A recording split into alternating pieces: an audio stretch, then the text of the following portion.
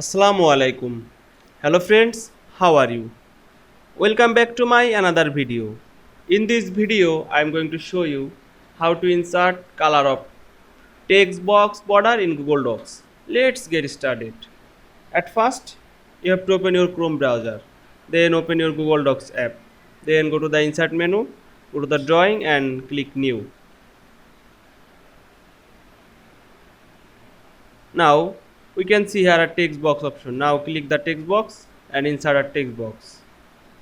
Now I am change the border color. Firstly select the border color option and insert a color. Now I am change border white.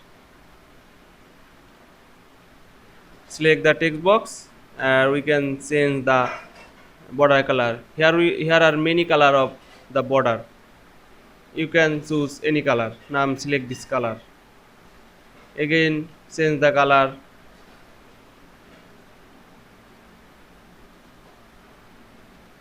Then save and close.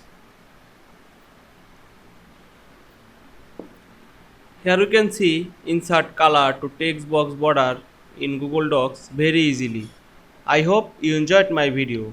Please like, comment, share and subscribe my channel. Thanks for watching.